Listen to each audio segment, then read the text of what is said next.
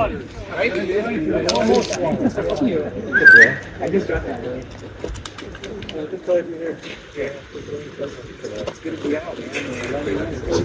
Can you hear me? Nope. Right here. Can you hear me now?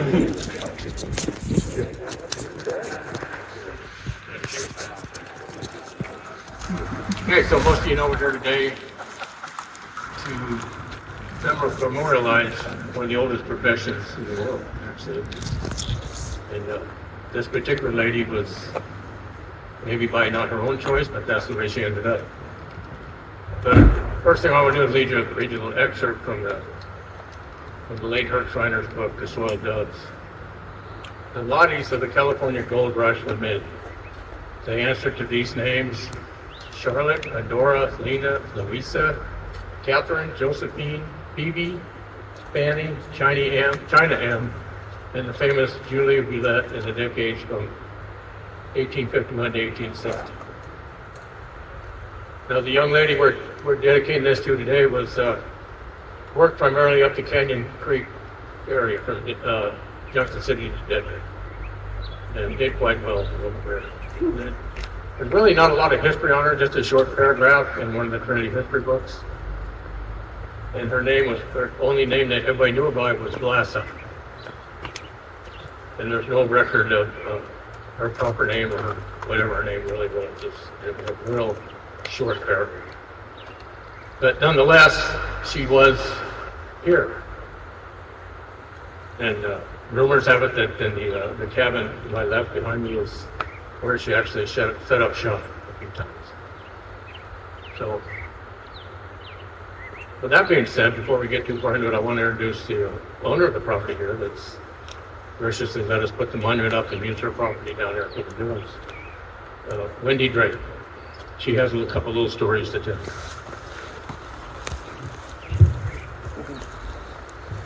Everybody hear me okay? Yep. Hi there, I'm Wendy, and I've been on this property since 1988 when Park Fullerton was the world conference in the year. Sold me this castle to me and the saloon over across the street, which is Woodstock. His son was here today, his grandson was here today, and his great-grandson was here. First of all, I want to thank you guys. My son is a camper, I'm a widow of a camper, so they'll probably realize I'm not raised here. I've got camper history. Like Bob just said, I have many stories told me in my perk. About the hill of the camper. They used to tell me when I'd come up here from the Bay Area, when I'd come to this cabin, and he'd ring that bell, go across the street with my Guinness or my cup of tea, whatever I felt like, we'd talk, tell me time and again, you are on Great Night Street. Now, I also have here, which I won't bore you with, but if anybody's interested, they have a set of letters that were written from January 1856 to August of 1867. They are all from Canyon City, who lived there at that time, to the Trinity Journal, just commenting on what was going on, why they were here, mining gold that they took out of this place and stuff. But just think about it. Okay, there, at least, from what the records say, there were 100 Chinese men, there were 400 white men, all working for gold. Now, if you're a young, healthy miner,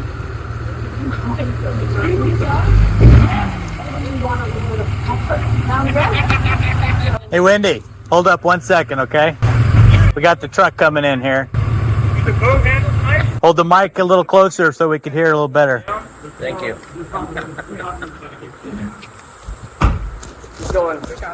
There we go. Yes, much better.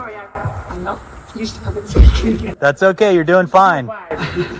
Okay, so my thought is this. Okay, get up. Okay, I'm here to take care of you guys. You've all been working in the mine all day. And the one thing that I think I would do, I would come out and I would take a look at that. Right. Okay, now, over the years, Rich, who's my partner, we lived here 20 years together. We have found two houses. This one was dated from 1852, and then we have another one that was dated in the Civil War. And so there was, okay, those belt buckles were thrown because we were just lost, okay? Well, you were lost. I wasn't. So I know she was here. I have some evidence that I'd like to share with you also from a young man. This gentleman is Perk's great-grandson. And he's going to tell you his story. Just a couple of minutes. So that. Good afternoon, everyone. My name's Phil, and as she told you, I'm Perk's great-grandson. So I have a short ghost story. So last summer, I came up here after some lessons in Chico. I was going to work up here on the property, help clean it up. Stayed in here. I did some studying. I had my gun on my handgun, or headboard, just, around the woods. And there's a screen window that faces towards the creek. Very small, maybe about 1.5 by 1.5. It's a very thick screen. You can't see out of it, but you can hear through it just fine, but it's dark outside. So after studying, I settled down, getting into bed and just relaxing, and then starting to drift off, and then all I hear is just the last two steps of someone walking up to the window. I didn't hear anything else, just the last two. Now, was it a bear, was it a raccoon, was it a crackhead? No idea, so I'm tense for a little bit. After about 15 minutes, I relax, drift off to sleep. When you're about to fall asleep, you're in that hazy dream state, not really sure what's going on. I thought I felt the bed move, almost like someone took their arms and just slowly up and down rocked the bed. Now at this point, I didn't know who Glass Eye was. I'm just like, that was really weird. So I wake up the next morning and I talk to Wendy, and she's like, oh, you got a visit from Glass Eye. I'm like, who's Glass Eye? And then she told me about her and showed me the paragraph in Newsweek. And so I had dinner. So is that evidence, guys? We haven't refuted so much. Before you all go, there's just one other reason. I mean, most of the white people came here for the gold. And we found quite a bit. I know the predecessors find quite a lot. There's still gold here, but there's many reasons people come. I just want to play you a little song, and this to me epitomizes why I'm here, and I think why a lot of people are here today.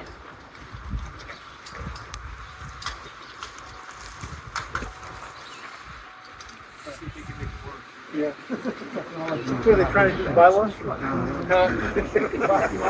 The young man's game. Lucky! Where you going, brother? That's the wrong guy. Are they handicapped? He hasn't been young for a while. Except the guy was he's mid-range now. He's just mid. He's totally mid. Wendy, I memorized it if you want me to sing it. No. Please make him sing it. Think I'm going somewhere? Just want to make sure you knew that I knew. You gotta wake him up. I'm the one guy you don't have to worry about here.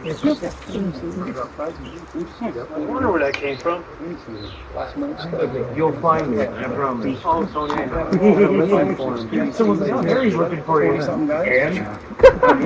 What does Harry want? And the same week as the party. You don't have to listen hard either. I don't repay. Okay, give much. Very good. I wish I would have done. You think it was like one. Louder, louder, open the door. Put your microphone over there. Louder you can.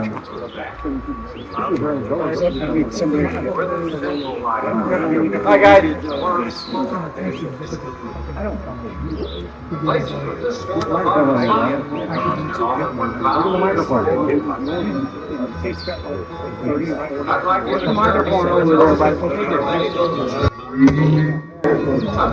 Closer to 50.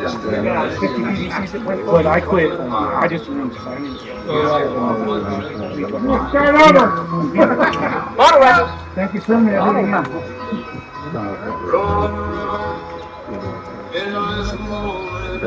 Turn it up!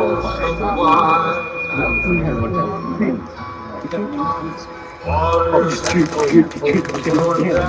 I did that. I only drink like him. The sand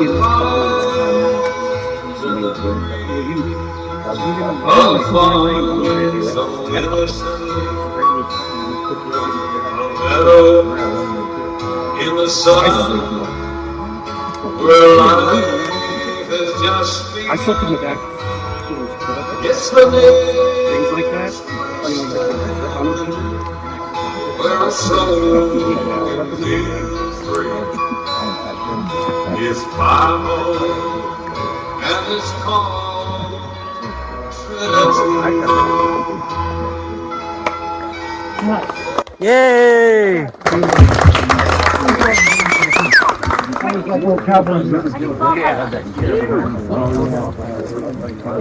Yeah. Oh, really? August. Yeah, August. Yeah.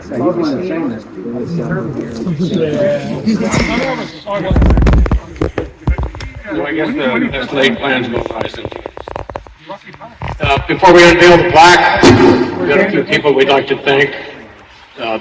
Humbug Peter Contos, Fred D'Antoni, Mike Ellerday, Steve Simmons, Dennis Fullerton, Lyle Hymas, Rich Velasquez, Larry Ollis, Tim Williams, Eric Von Wienerschleider, or something they call him. Wienerschleider, not Wienerschleider. Raise your hand. And special thanks for Wendy allowing us to do this on her property, and for Dennis for opening the saloon up, the museum up there. If anybody hasn't seen it, they're welcome to go up. It'll be open most of the day. Take a walk up there, it's awesome. Yeah, it's right up there behind us. It's only 170 And, years old. That short note, when we unveil this, you'll see a garter on one side of this, and that's actually the original garter from Glass Eye's protege, Thunder Thighs. So, Peter, Wendy.